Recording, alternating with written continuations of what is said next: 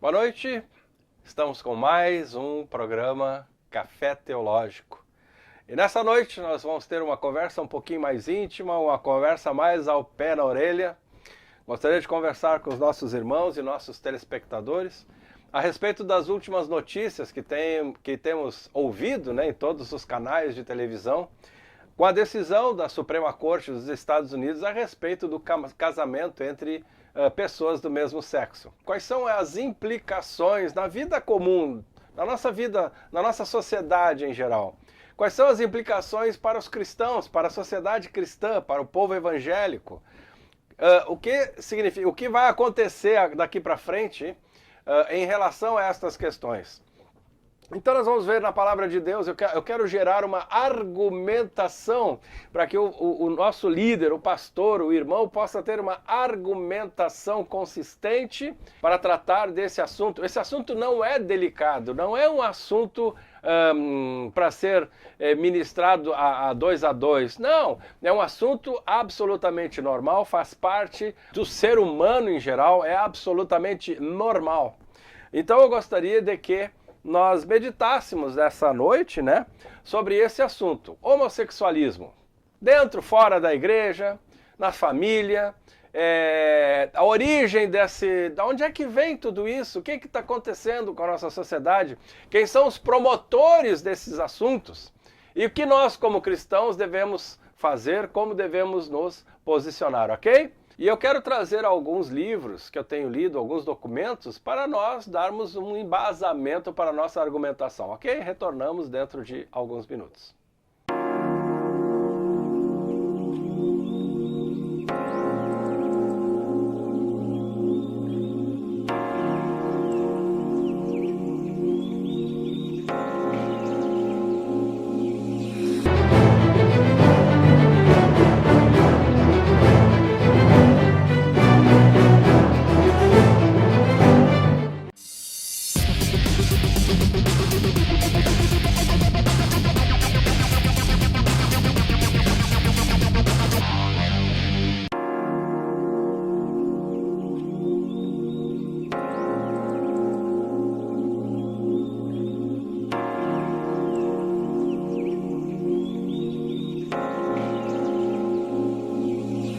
Retornamos então com o nosso programa Café Teológico. Tomando meu cafezinho, como era normal, e agora eu quero ter uma conversa aqui no pé da orelha, no pé da tua orelha, a respeito do movimento homossexual. Em 1998, um jovem chamado Júlio Severo escreveu um livro, O Movimento Homossexual.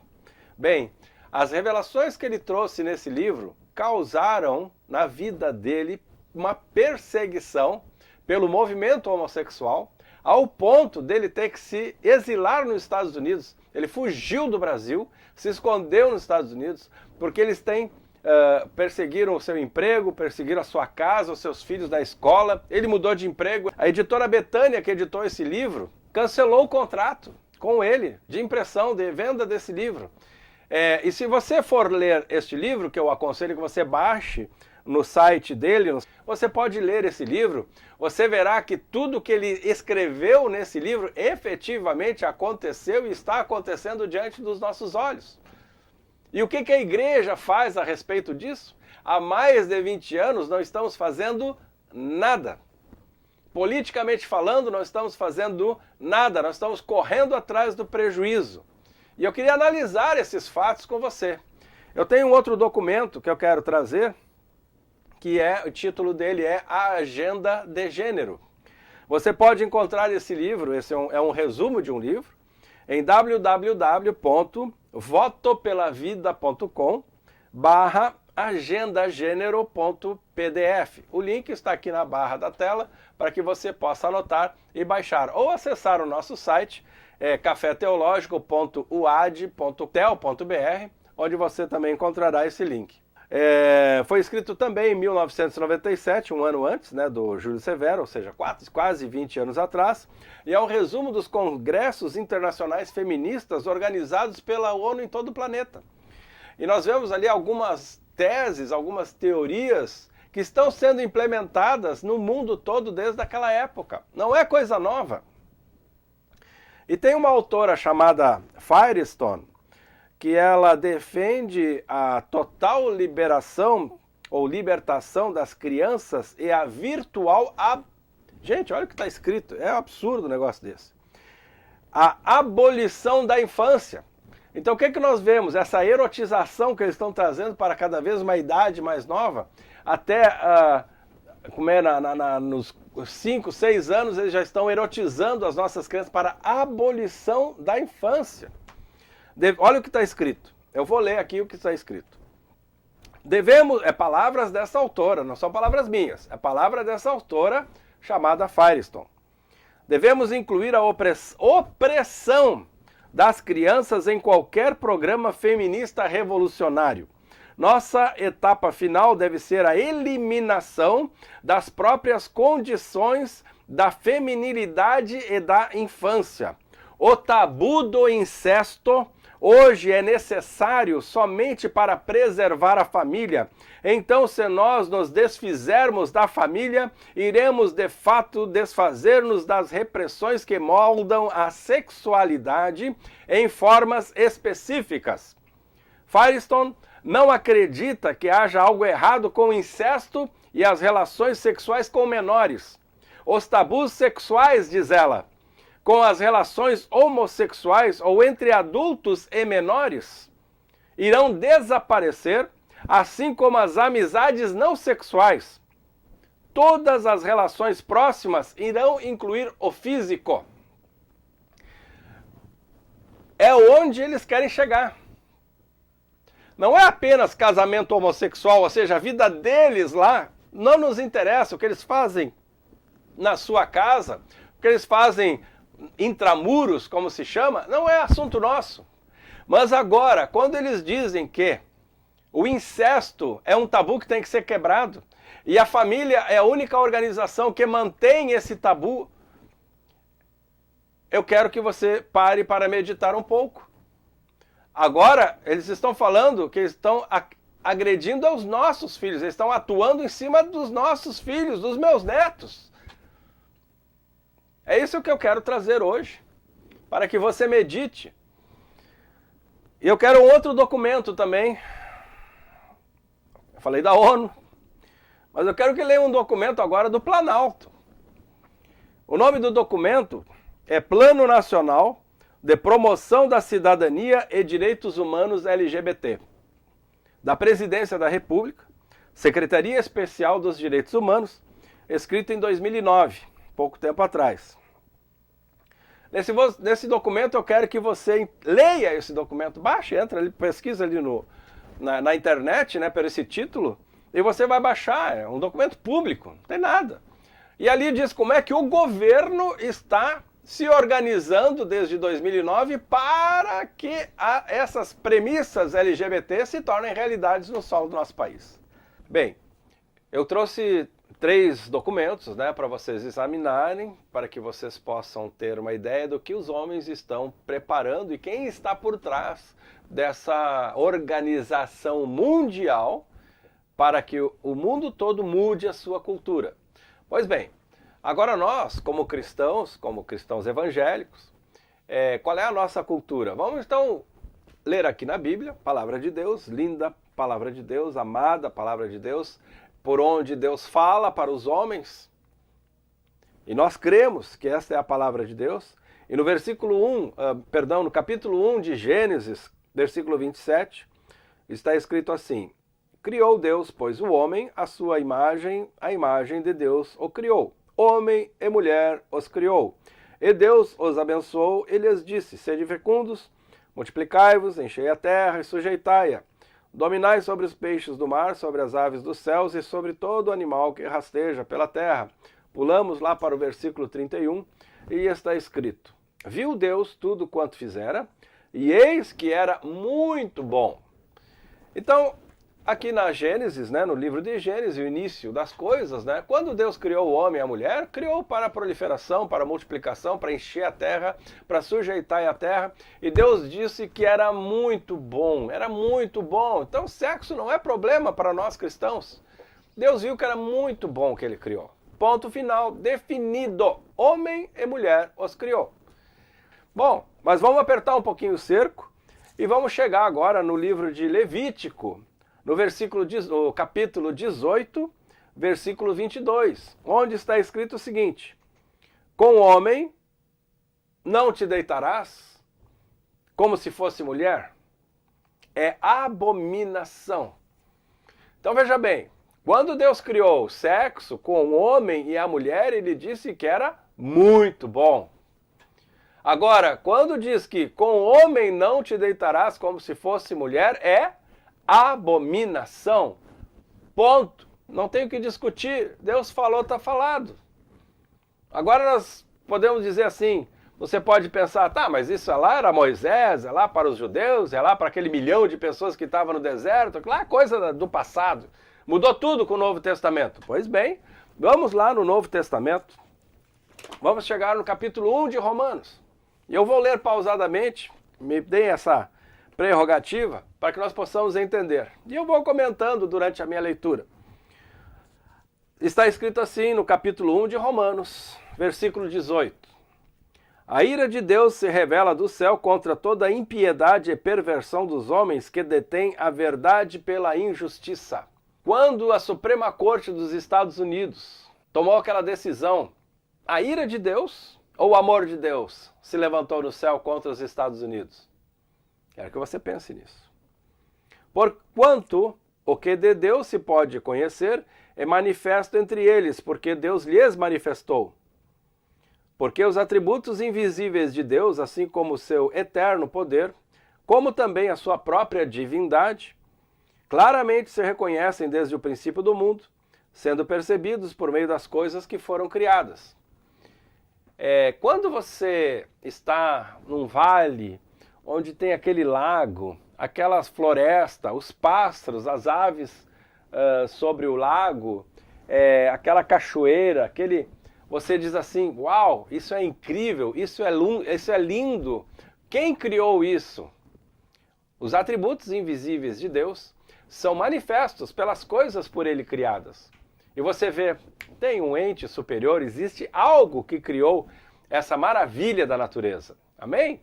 Ponto, é isso. Então, quer dizer, estes homens que estão levando a humanidade para o caos social são responsáveis porque o que Deus fez, ele se manifestou para eles através das coisas por ele criadas, então eles sabem que Deus existe.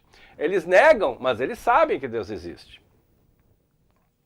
Tais homens são por isso indesculpáveis, porquanto, tendo conhecimento de Deus, não o glorificaram como Deus, nem lhe deram graças, antes se tornaram nulos em seus próprios raciocínios, obscurecendo-lhes o coração insensato.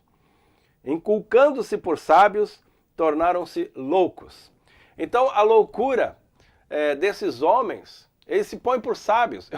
Eu vi um comentário do Jean Willis, aquele deputado aí, né, dizendo que os homossexuais são mais inteligentes do que os heterossexuais. Então, o cara é louco, o cara se faz por louco e se faz por sábio. Amém? Pois bem. Por isso, vou pular um pouquinho, por isso Deus entregou tais homens à imundície, pelas concupiscências do seu próprio coração, para desonrarem o seu corpo entre si, pois eles mudaram a verdade de Deus em mentira, adorando e servindo a criatura em lugar do Criador, o qual é bendito eternamente. Amém. Por causa disso, os entregou Deus a paixões infames, porque até as mulheres mudaram o modo natural das suas relações íntimas por outro, contrário à natureza.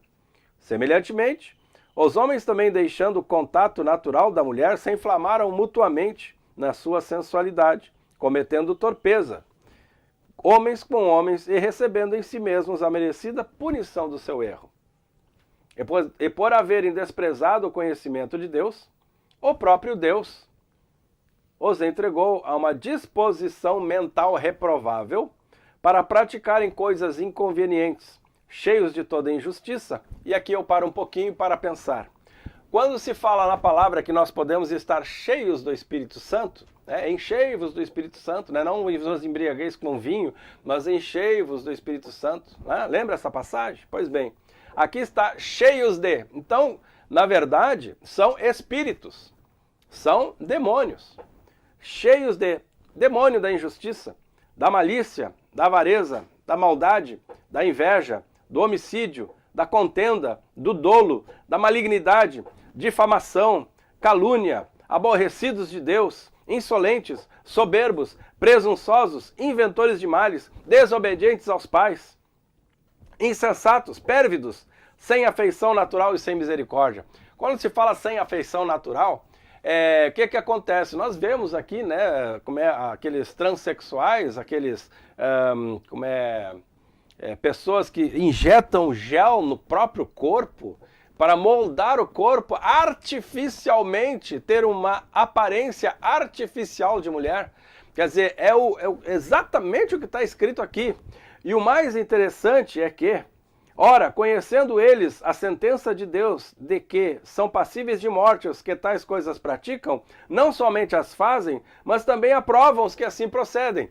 Ou seja, os LGBT e os S, aqueles simpatizantes também estão inclusos. Aqui Deus já previu que os simpatizantes iam existir, são aqueles que aprovam aqueles que fazem tais abominações. Amém? Pois bem, essa é a palavra de Deus. Não há nenhuma necessidade de interpretação especial. Essa é a posição de Deus a respeito do homossexualismo.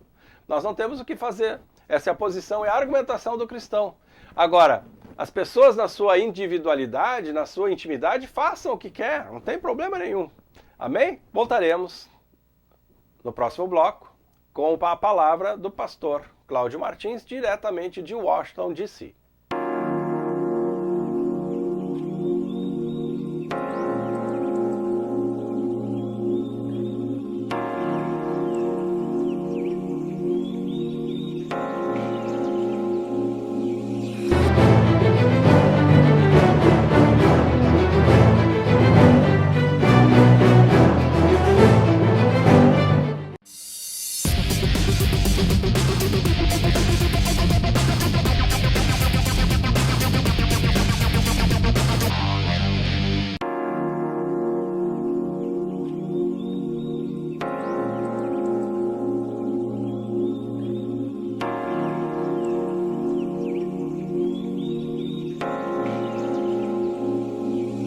Retornamos, última parte do nosso programa, e como eu havia dito, vamos conversar um pouco com o pastor Cláudio Martins, diretamente de Washington, D.C. Pastor, eu quero que você comente conosco como a igreja está vendo essa decisão da Suprema Corte, quais são as implicações na sociedade norte-americana, e é realmente o último bastião para a implantação da Grande Babilônia? As demais nações imitarão os Estados Unidos? Com a palavra, pastor Cláudio Martins. Olá, apóstolo Omar, o programa Café Teológico. Eu cumprimento a todos os ouvintes. E a sua pergunta, apóstolo, eu acho que é uma pergunta pertinente, mas que já era, vamos dizer assim, para todos os cristãos que crêem na palavra de Deus, esperada, né? Na verdade, eu creio assim que Deus sempre retarda um pouco para ver se há um arrependimento, uma mudança de postura, alguma coisa nesse aspecto. Mas como a insistência, não é, ela tem sido assim massificamente, não é, pela lei não passou aqui, não passou aí também, não é, eles entraram por esse caminho. E eu creio que Deus permitiu, porque foi 5 votos contra 4, não é? E esse que voltou, eu penso que que Deus concebeu, né, que Deus permitiu, porque me faz lembrar, apóstolo, se você permite, em 1 Samuel 8 e 7, que eu quero até ler aqui agora, quando Samuel estava triste, porque o povo estava coagindo ele, não é, a respeito de pedir um rei, e a palavra diz assim: e diz o Senhor a Samuel, ouve a voz do povo em tudo quanto ele disser, pois não tem rejeitado a ti, Samuel, antes a mim me tem rejeitado, para que eu não reine sobre ele. Ora, a história se repete. Nada é novo. Nada é novo. Tá certo? E o que nós percebemos que está se repetindo. A história é um clamor do povo. O povo, quando deixa Deus, essas coisas acontecem. Isso é um perfeito termômetro para mostrar, né, o que passa quando o povo esquece-se de Deus, não é? E aqui nos Estados Unidos, a repercussão ainda está um pouco lenta, porque tem uma reflexão, né? Como diz aí no Brasil, até cair a ficha, né? Claro que não vão parar por aí. O direito deles, assim eu tenho visto algumas matérias, não é sobre o casamento em si, não é? Para que prove a lei. Porque eles já estão juntos há tempo. Já fazem a vida, não vai mudar muita coisa para eles. Em tese, não. Mas claro que muda, porque o que eles querem é afetar a família, destruir a família. Este nós sabemos que é o objetivo. Então, por isso que as igrejas aqui estão no seu preparo, né, de preparar o povo aqui, né, através de escola dominical, através de ensinamentos. Né? Nós protegemos a família, porque a família é projeto de Deus. Então é isso que tem passado aqui. Eu estou agora a notícia é bem recente, né, acompanhando alguns comentários, até em rádio, e também com os líderes evangélicos, né? Realmente, há uma repercussão saindo dos Estados Unidos, isso agora roda o mundo, como você disse. E também faz me lembrar daquele cumprimento do versículo da palavra de Deus que diz que nos últimos tempos, os limpos limparão-se mais ainda, porém os sujos sujarão mais ainda. Ora, se não é isso que nós estamos vendo que está acontecendo. Não é? Portanto, apóstolo, eu creio que isso vai fazer a igreja se unir mais, trabalhar mais, pensar mais em família, não é? E não vai ter prejuízo concernente à noiva de Cristo.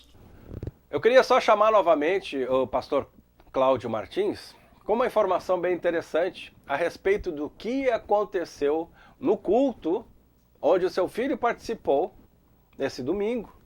E ele quer trazer esse relato, um pouquinho fora de tempo, mas absolutamente incrível do que aconteceu por lá. Pastor Cláudio, com você a palavra. Também estava dizendo, apóstolo, e aos nossos ouvintes do programa, que agora na hora do almoço, meu filho que congrega na Assembleia de Deus aqui da cidade de Manassas, estava me dizendo, na mesa ali, almoçando conosco, né, que o pastor fez menção ao fato ocorrido e disse, na verdade está voltando à prática antiga, o povo se curvando diante do Deus Diana. E ele interrompeu o culto e pediu que todos, juntamente com ele, se curvasse diante do Deus vivo e todo-poderoso. Então, naquele momento, né, foi interrompido o culto e todos se ajoelharam e adoraram ao único Deus verdadeiro. Foi um ato muito bonito, um ato muito tocante. Isso passou aqui na igreja Assembleia de Deus, que ela tem um nome chamada Chapel Spring, que seria em português Capelania da Primavera, né? Mas na verdade o cristão não precisa afrontar, é só adorar. A nossa adoração incomoda o mundo, incomoda o pecador. E agora é momento de estarmos assim diante de Deus, né? Nos prostrando diante do Todo-Poderoso. Amém? Amém. Maravilha. Essa é o verdadeiro impacto sobre essa decisão da Suprema Corte sobre a nação norte-americana. A igreja está se pondo de joelhos diante do nosso Deus, pedindo misericórdia, pedindo perdão pelo pecado da nação. E aí eu pergunto para você, líder, pastor gaúcho, pastor do Brasil, eu pergunto, nós devemos discutir esses assuntos ou não? Nós estamos 20 anos atrasados em relação a esses assuntos. Nós não discutimos esses assuntos. Por isso que eu quero mais uma vez convidar você a estar conosco no primeiro Fórum O Cristão e a Política, ali na Câmara de Vereadores de Porto Alegre, no dia 14 de novembro, no auditório Ana Terra. Quero lembrar também uma última, agora para encerrar, essa é a cereja do bolo. Eu quero convidar você a baixar no YouTube um vídeo chamado Agenda 21. É legendado, é um vídeo, um documentário norte-americano, Agenda 21. Amém? Até o próximo programa. Pai, eu abençoo nossos telespectadores. Eu peço, Deus, a tua misericórdia. Eu peço, Deus, o perdão da nossa nação, do pecado da nossa nação. E eu te peço, ó Pai, abre os olhos dos pastores, dá entendimento aos líderes, dá uma sabedoria, Senhor, para poder, em nome de Jesus, Pai, defender a nossa fé, defender o nosso amor por Ti. Essa é a Tua vontade, essa é a tua palavra, é clara, é límpida, não há dúvida quanto a isso. Pai, e perdoa os homossexuais, eu te peço, em nome de Jesus, aceita-os, Pai, transforma-os, Pai, restaura-os, Pai, em nome de Jesus. Amém? Programa Café Teológico, segundas e quartas-feiras, das 22h30 até as 11 horas da noite, aqui na Poa TV. Até o próximo programa, se Deus permitir.